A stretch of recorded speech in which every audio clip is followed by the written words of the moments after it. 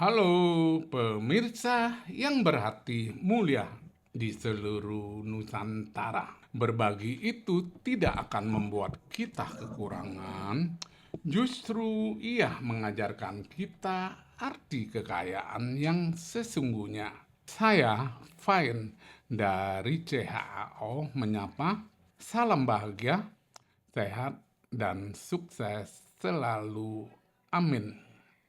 Di episode kali ini kita menyapa saudari Unijar dengan profesi pedagang hijab Tanah Abang. Halo. Mari mendengar ceritanya dan sedikit berbagi kebahagiaan. Tetaplah bersama Chow. Saat ini kita akan membahas 4 topik. 1. Ilmu fotokopi dan cetak biru pikiran sadar. 2. Bahagia. 3. Sukses. 4. Cerita pengalaman narasumber. Ilmu fotokopi dan cetak biru pikiran sadar. Manusia pada dasarnya memiliki pikiran atau kesadaran sebanyak 3 jenis atau 3 macam, yaitu 1. Pikiran sadar. 2. Pikiran intuisi atau pikiran jiwa. 3. Pikiran roh. Pikiran sadar juga disebut pikiran fisik, juga disebut pikiran otak, juga disebut pikiran masuk akal, juga disebut pikiran masuk logika. Pikiran sadar kita sadar ya. Yang kedua, pikiran fisik, karena kita punya tubuh fisik. Pikiran otak, karena kita punya otak sebagai tempat simpan memori, data atau informasi. Pikiran masuk akal, karena ada fotokopi akal di dalam memori otak. Dan pikiran masuk logika, karena ada fotokopi logika di dalam memori otak. Cara bekerjanya pikiran fisik atau pikiran sadar itu menggunakan 5 indera atau panca indera. 1. Mata untuk melihat. 2. Telinga untuk mendengar. 3. Hidung untuk mencium. Mulut untuk mengecap, berbicara, merasa. Yang kelima adalah kulit untuk meraba dan merasa. Ya, maka apabila seseorang yang menggunakan pikiran sadar bisa juga disebut robot atau biorobot atau robot hidup mesin fotokopi. Apakah Unijar setuju disebut robot hidup mesin fotokopi? Setuju. Oke, setuju artinya benar ya. Oke. Fotokopi sebenarnya bahasa Indonesia bakunya adalah belajar. Setelah fotokopi, pikiran sadar akan melakukan identifikasi.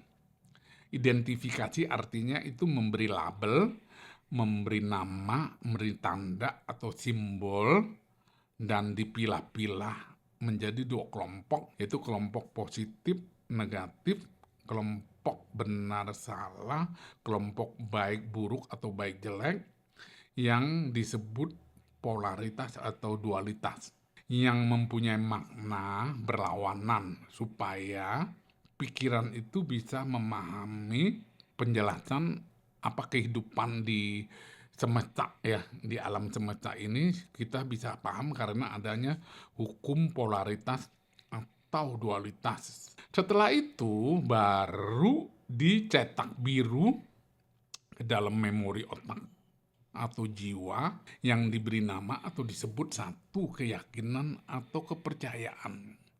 2. Masuk akal atau masuk logika. 3. Iman atau beriman. 4. Pola pikir. 5. Paradigma. 6. Mindset. 7. Karakter dan lain-lain ya. Jadi kesimpulannya yang menjadi keyakinan, menjadi iman, menjadi karakter. Nah, cetak biru ini sangat menentukan nasib atau masa depan seseorang. Jadi kalau cetak birunya, contohnya Unijar, jadi pedagang, ya, fotokopinya pedagang, ya otomatis jadi pedagang. Nah, pedagang ini pun juga tergantung. bisa pedagang yang sukses atau Tidak sukses. gagal, tidak sukses, kan itu. Nah, setiap pikiran sadar atau pikiran fisik mendapat informasi atau data yang dilihat atau didengar selalu dicek di dalam memori otak, di cross check, di recheck, apa cetak birunya sama atau tidak. Kalau tidak sama akan ditolak, ya disebut mental block. Kalau sama akan dianggap oh benar, oh baik, oh setuju gitu. Ya, nah ini cara kerja pikiran sadar. Nah yang kedua yaitu pikiran intuisi atau pikiran jiwa. Cara bekerjanya adalah menggunakan perasaan. Jadi tidak proses fotokopi tapi rasa. Nah ini akan otomatis keluar. Nah orang yang sudah bisa menggunakan pikiran intuisi atau pikiran jiwa biasanya kreatif atau jenius. Albert Einstein. Pernah dengar nggak Albert Einstein? Enggak. Oh enggak ya. Mungkin udah lupa. Benar pernah dengar tapi udah lupa ya. Nah beliau adalah ahli fisikawan kaliber dunia ya. Punya kutipan ada 3 yang saya pakai. Yang pertama adalah 1. Pikiran intuitif adalah suatu karunia suci. Pikiran masuk akal adalah seorang pelayan yang setia. Kita sudah menciptakan masyarakat yang menghormati pelayan dan melupakan karunia suci. Yang kedua, jenius adalah 1% bakat, 99% kerja keras atau kerja cerdas. Yang ketiga adalah manusia diciptakan untuk menjadi jenius. Tetapi ketika kita menilai seekor ikan dari kemampuannya memanjat pohon, maka selamanya dia akan merasa bodoh. Jadi kalau ikan disuruh panjat pohon, kira-kira gimana? Nggak bisa. Ya, bodoh terus ya. Iya. Oke, nah ini tentang pikiran intuisi atau pikiran jiwa. Kita ketiga yaitu pikiran roh. Pikiran roh, alat komunikasinya adalah perasaan. Seperti pikiran jiwa atau pikiran intuisi. Pikiran roh sering juga disebut hati nurani. Ya, disingkat HN. Apabila seseorang yang mampu menggunakan pikiran roh biasanya disebut super jenius. Nah, pertanyaannya, Unijar sekarang lebih sering pakai pikiran yang mana dari 3 jenis pikiran itu? Kayaknya jiwa. Jiwa. Berarti jenius ya? Hah? Antara jiwa enggak ya jiwa Ya, kayaknya. Oke. Apa contohnya apa? Unijar pakai pikiran jiwanya apa? Contohnya apa? Contohnya gini. Saya kepingin saya melihat seseorang misalnya dia punya sesuatu yang gini, aduh aku suka lupa. Jiwa tuh gini.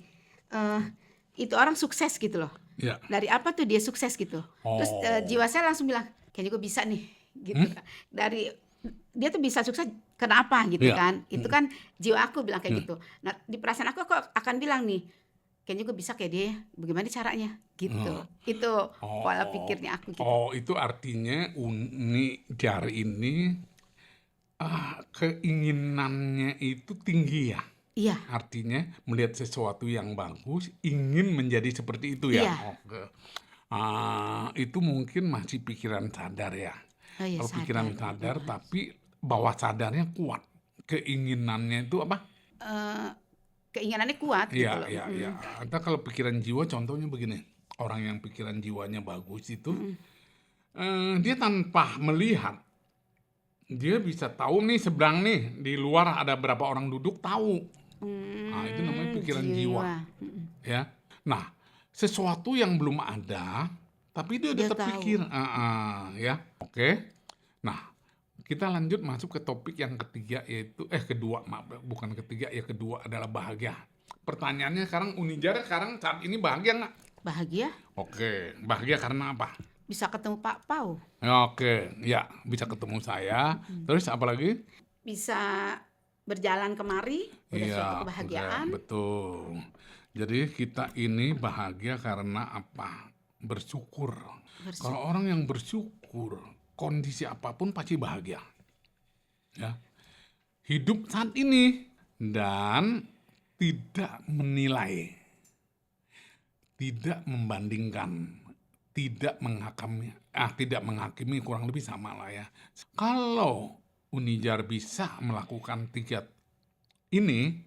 aspek ini, udah pasti bahagia ya. Nah, kenapa banyak orang kurang bahagia? Ya karena kurang bersyukur Ih, ya. Bersyukur itu penting sekali. Bangun tidur aja harusnya udah bahagia. Karena apa? karena masih bisa bangun. Ya masih hidup, ya.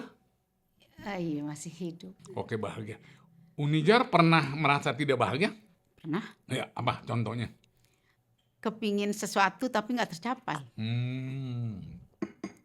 Ya, itu biasa, umumnya memang begitu. Seharusnya itu bukan yang membuat orang tidak bahagia. Kalau orang ingin sesuatu itu suatu hal yang wajar ya, tapi harus rasional. Kita kan sebagai manusia boleh punya keinginan apapun selama rasional. Yang menjadi masalahnya kadang-kadang orang keinginannya nggak rasional. Iya. Ya, sekarang misalnya contoh, saya nih dengan usia segini, saya ingin jadi presiden, rasional nggak? Enggak lah. Nah, gitu. Tapi kalau misalnya sekarang saya masih SD, saya masih SMP, saya ingin jadi presiden itu rasional, Iya. gitu loh. Ya, nah ini yang contoh-contoh ya. Kalau misalnya sekarang saya ingin makan ayam McDonald, ya rasional dong, walaupun nggak punya duit, ya sekarang. Tapi bisa aja, saya mau cari duit, saya mau bekerja, saya bisa beli makan. Nah, itu namanya rasional, ya. Nah, kalau Unijar tadi bilang ingin sesuatu belum tercapai, lalu nggak bahagia, itu rasional apa enggak? Ya, kalau nggak rasional ya nggak bikin nggak bahagia lah, kan gitu, ya. Oke, lanjut. Topik yang ketiga adalah sukses. Nah, Unicar ini sekarang udah sukses dong. Hah? Sukses. Oke. Suksesnya apa aja? Sukses bisa berniaga, Iya, sukses bisa memiliki keluarga, iya. Terus? sukses bisa memiliki anak. Oke. Dia punya anak ya. Anaknya berapa? 2. Unicar 2 ya. Yang belum sukses apa? Dia nggak punya cita-cita, kayaknya cuma pengen jadi pedagang yang sukses aja. Oh, memang cita-citanya jadi pedagang? Hah? Iya. Ya, itu sukses dong jadi pedagang. Ya. Itu jadi sukses. Kayaknya sekarang kan keadaan lagi begini Pak Poi. Jadinya kayaknya belum sukses banget gitu apa yang diimpikan gitu loh. Oke, jadi pedagangnya belum punya toko rukonya 10 gitu Nah, ya. gitu Pak Poi. Oke, jadi belum suksesnya itu. Apalagi yang belum suksesnya? Belum bisa ngeberangkatin diri sendiri ke haji gitu kan. Nggak berangkat siapa? Berangkat ke haji gitu, menunaikan Oke. ibadah gitu Oh, loh. mau haji, jadi belum sukses naik haji gitu ya. Belum Oke, sukses naik haji. oke. Ya oke, lanjut deh. Kalau ini topik ketiga udah selesai, kita masuk ke topik yang keempat, yaitu cerita pengalaman narasumber. Proses sampai menjadi pedagang hijab di Tanah Abang itu bagaimana? Ya, silakan. Halo, perkenalkan nama saya Yarni. Saya kebetulan berdagang di Tanah Abang, berdagang hijab.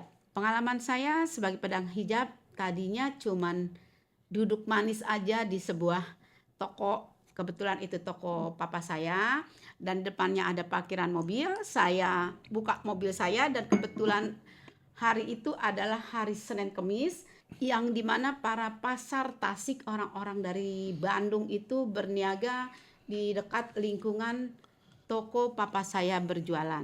Nah, dari situ saya duduk, saya dihampiri oleh seorang teteh-teteh Tasik yang berjualan hijab, menanyakan apa yang saya lakukan di dalam mobil tersebut, apakah berdagang atau sedang duduk-duduk manis. Saya katakan saya sedang duduk-duduk manis aja. Dia menawarkan barang dagangannya kepada saya dengan memberikan saya boneka dan segala dagangannya dan membagi hasil dari hasil penjualan yang saya jual. Alhasil alhamdulillah saya coba membantu dia meletakkan barang-barangan dagang dia di depan mobil saya bersama patung-patungnya. Satu hari saya jualan barang dia dengan dikasih modal 360.000 sekodi, saya coba jual di angka 450 sekodi. Saya sudah mendapatkan keuntungan 100.000. Dari situ saya sangat tertarik, lalu berikhtiar terus menjual hijab dengan mencari barang-barang hijab tersebut, dan akhirnya saya sukses membuka grosir hijab di Pasar Tanah Abang. Hanya itu saja. Semoga menjadi inspirasi teman-teman semua yang ingin berniaga berjualan hijab. Assalamualaikum warahmatullahi wabarakatuh. Ya, tolong Unijar ceritakan dong bagaimana pengalaman sebelum menjadi pedagang hijab di Tanah Abang sebagai grosir. Nah, dari pendidikannya, masa remajanya, sampai kuliah gitu. Ya, silakan ceritakan. Kebetulan saya sekolah sampai sarjana S1. Di SD saya 6 tahun, selesai di tahun 1984. SMP Negeri 57 itu tahun 87 saya tamat. Lalu saya nyambung ke sekolah SMEA di 17 Agustus Tebet Dalam, selesai di tahun 90, dan nyambung lagi ke STENI, Sekolah Tinggi Ilmu Ekonomi, selesai di tahun 1995. Sebelum saya berdagang hijab ini, pengalaman saya itu dulu bekerja di sebuah perusahaan Karinju Perkasa, yaitu berjualan panci. Ya, jadi dari jualan panci itu saya diangkatlah jadi manajer sebuah perusahaan panci. Dikarenakan pekerjaan itu, akhirnya saya menikah di tahun 98. Saya berhenti bekerja panci karena kayaknya suami saya melarang untuk berdagang lagi, dan fokus menjalani kehidupan rumah tangga, dan mempunyai dari hasil rumah tangga itu melahirkanlah 2 gadis kembar. Dari situ saya terus berusaha menjaga anak-anak sampai anak-anak di SMA. Sampai anak-anak TK. Anak-anak TK akhirnya telah terbiasa bekerja, saya bete, dan saya kembali ingin mempunyai usaha sendiri, yang kebetulan sekali di mana orang tua saya itu juga seorang pedagang. Jadi saya ikut sama orang tua saya ke Tanah Abang, ya, dia punya usaha di Pasar Tanah Abang, berusaha mengikuti jalan hidup dia. Alhasil saya bantu dia di tekstil, lambat laun saya mendapatkan penghasilan yang jauh dari hasil gaji saya pernah bekerja, dan saya ketagihan. Akhirnya saya mencoba berhijrah berjualan sendiri, dan bukalah saya hijab. Hijab itu pun bermula dari saya tadinya tidak tahu apa-apa dan tidak punya ide juga untuk menjual. Dari hasil saya di Tanah Abang itu tadinya nongkrong aja di toko papa saya, dan kebetulan lagi parkir mobil papa saya di depan itu. Ya, saya buka mobil, datanglah tadi saya bilang orang-orang Tasik menghampiri saya, bertanya saya berdagang atau tidak. Saya bilang saya sedang nongkrong aja. Dia memberikan saya kerjasama untuk meletakkan barang dagangannya di depan mobil saya terima dengan bagi keuntungan. Ternyata di hari pertama itu saya mendapatkan keuntungan yang di luar nalar saya gitu ya, banyak banget gitu bagi saya. Cuman duduk dari jam 7 pagi sampai jam 12 siang, dia menitipkan barang sebanyak 50 kodi, dan hari itu habis 25 kodi. Nah, saya mendapatkan satu keuntungan dalam satu kodi itu 100.000, dengan 25 kodi saya mendapatkan 2.500.000. Itu aja terinspirasi, akhirnya saya berusaha mencoba belajar bagaimana caranya saya juga ingin mendapatkan uang lebih dari hasil menjualkan barang orang aja sudah dapat segitu, apalagi kalau saya memproduksi dengan cara ide bagaimanapun. Saya namanya masih buta dan belum bisa, saya berkomunikasilah dengan orang tua saya, bertanya bagaimana saya bisa sukses menjalankan hijab ini, mempunyai konveksi sendiri dan mempunyai merek sendiri. Dari hasil saya bicara sama orang tua, dapatlah ide. Dia mengenalkan saya ke tukang bahan, ya, penjual bahan di Tanah Abang. Dulu saya diperkenalkan oleh orang tua saya di toko Idola. Idola itu bahan-bahan tekstil. Dari situlah saya bermula dikasih sama pedagangnya, cicinya gitu ya, udah kenal, akhirnya saya dikasih bahan dengan dia. Cuman bahannya itu saya tidak bayar cash, saya dikasih hutang. Saya coba kelola dari hasil toko tadi memberi saya ajukanlah ke konveksi di mana pertama awalnya itu saya masih maklum gitu, apa maklum itu memberikan barang saya ke tukang jahit dengan hitungan sekodinya itu berapa gitu loh. Ternyata saya mendapatkan tukang jahit, belajar dari dia, dapatlah saya keuntungan dari hasil mengambil punya orang sama kita menjahit sendiri jauh lebih banyak kita menjahit. Dari situlah bermula saya menjadi sukses berdagang hijab di perjalanan hidup saya. Itu aja Pak Poi. Ya. Oke, mengenai dagang hijab itu awalnya ambil dari produk orang lain. Iya. Sekarang apakah masih juga ambil produk orang lain atau sudah produk sendiri murni semuanya? Sebagian masih ngambil produk Masih orang ngambil lain. ya, jadi nggak semua produk sendiri. Iya. Oke. Nah, itu grosirnya itu jual di sini atau kirim ke luar daerah atau bagaimana? Saya jual di Indonesia aja lokal. Jadi cuman sebagian aja 1-2 orang saya dapat langganan dari Arab, Filipina dan Korea. Oh, jadi dari luar tuh ada ngambil dari Indonesia juga? Iya, dia datang ke pasar Senin Kemis, Oke. keliling gitu loh Senin Pak. Kemis. Iya. Jadi berarti diekspor atau dia kirim sendiri? Dia kirim, kita yang kirim, dia belanja, dia minta dikirimin gitu loh. Jadi dianya ada, tapi minta dikirimin ke pengiriman aja. Oh, ke pengiriman aja. Jadi bukan ekspor. Bukan. Oke, ke pengiriman aja. Ke pengiriman ya. aja. Mengenai tentang mode-mode hijab itu sendiri bagaimana, Unijar? Apakah memang ada desain khusus atau memang ikutin mode yang lagi tren atau bagaimana? Ikutin model lagi tren. Oh, begitu. Iya. Ya. Terus mengenai bahan-bahannya sendiri, ada jenisnya nggak? Ada. Ya, bagaimana contohnya? Ada jenis seruti, ada jenis jersey, Ya. ada jenis bahan kaos, tergantung kesukaan konsumen. Yang lagi rame itu bahan apa, ya kita mengikuti arus aja. Oh, gitu. Jadi selain dagang di grosir Tanah Abang, apakah Unijar ada buka Shopee? Enggak, saya cuma di situ aja. Di Tanah Abang aja, Iya. grosir. Iya. Gitu. Misalnya buka Shopee Store kan ada juga kan yang jualan kan gitu ya. Bahan-bahan bakunya ambilnya juga dari Tanah Abang juga. Iya, dari Bandung.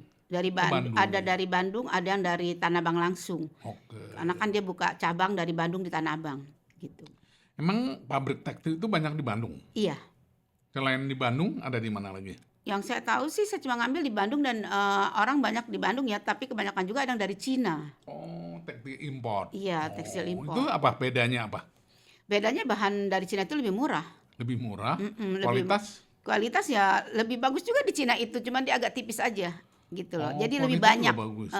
Lebih banyak. Kalau lokal itu kayak bahan jersey kan tebal ya. Iya. Jadi kita kalau misalnya mau buat jilbab yang modelnya agak panjang itu makan bahan. Jadi dapetnya sedikit. Tapi kalau dari Cina kan dia walaupun tipis halus gitu, enak dipegangnya, kita bisa dapatnya banyak gitu. Oh, Itu aja sih. beda ukuran juga ya. Beda ukuran dan ringannya saja. Jadi dengan dia ringan, aturan kalau di bahan lokal kita dapat 50 kodi, kalau kita pakai bahan dari Cina itu kita bisa jadi 90 kodi gitu. Karena dia tipis gitu. Bisa dibikin banyak gitu. Gitu aja perbedaan. Ntar kita jual pun harga lebih murah. Orang kan pasti akan ngambil yang murahnya sekarang ini daripada. Tapi yang penting murah kualitas. Nah, kan? murah kualitas. Kalau mahal kualitas itu udah wajar ya. Iya. Tapi kalau murah kualitas bagus kan luar biasa kan itu. Iya, gitu Pak Poi. Jadi negara lain pun ada ambil dari Tanah Abang ya. Iya. Arab, Cina, Filipina, Korea. Emang di Korea itu banyak Muslim juga? Ada sebagian. Mereka tidak Muslim. Mereka orang beragama kalau nggak salah dia Hindu atau Buddha. Aku kurang jelas. Pokoknya dia memantang warna. Kalau beli itu warna biru dia nggak bisa tuh. Terus warna apalagi 5 warna lah pokoknya dia tidak mau walaupun ada sebagian Islam memakai hijab yang dia beli tapi dia ikut peraturan Negaranya karena warna tertentu nggak boleh. karena Ya, Buddha nggak suka atau bagaimana. ya. Nah, itu tidak boleh. Itu aja paling dari Ya negara. kalau Filipina muslimnya ada sih, saya pernah baca juga di Iya. berita. Kalau di Korea kan muslimnya nggak terlalu banyak ya, atau karena memang pendatang yang bekerja di sana. Mungkin Ya. juga. Ya misalnya orang Indonesia kan banyak kerja di Korea juga ya, kerja di Korea sama nikah sama orang Korea gitu. Oke ya. Nah sebelum orang tuanya Unijar ini kan cerita jual tekstil. Tekstilnya bentuk tekstil apa?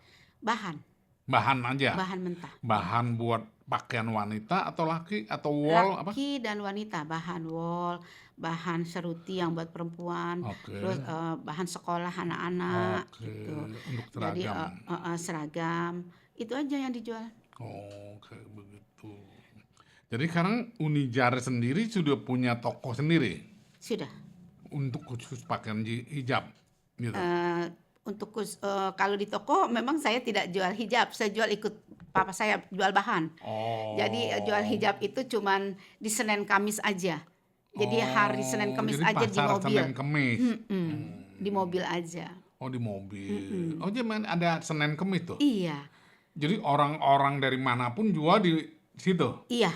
di jalan. Iya, masuk dia ke Tanah Abang itu kan ada, kalau mau ke dalam itu ada Bank Mandiri itu parkiran. Jadi di parkiran toko-toko kita aja dia pada dagang gitu bawa mobilnya. Oke. Nah, orang di dunia pun Indonesia udah tahu Tanah Abang itu Senin Kemis adalah pasar grosir sampai dia ke Tamrin City itu kan ada. Ya, Tamrin City. Oh, jadi sepanjang jalan itu tembus gitu. Nggak tembus, nggak sepanjang jalan itu. Jadi dia ada tempatnya kayak di Tanah Abang itu di belakang itu kan ada lapangan, di lapangan itunya aja. Oke. Oh, gitu. Tahu kalau yang sepanjang Tamrin City itu kan orang jual makan sepanjang jalan Iya. tuh. Pakai mobil buka ya. Oh, jadi sekarang di Tanah Abangnya sini Senin Kemis jual pakai mobil, jual grosir. Iya. Oh, gitu. Selain pakaian tuh Tanah Abang terkenal pakaian, itu sepatu dan lainnya jual nggak di situ? Ada, Ada cuman juga? itu di toko Oh, di di toko. lantai 8. Oh, 8. Sabtu Minggu Ada dia kalau itu. Ada Kalau toko mah ada, cuman dalam keadaan sekarang ini memang pasar sepi, Pak Poi. Karena sudah ramai dengan TikTok dan media Iya, sosial. oke. Jadi banyak pedagang juga ngeluh sekarang ini.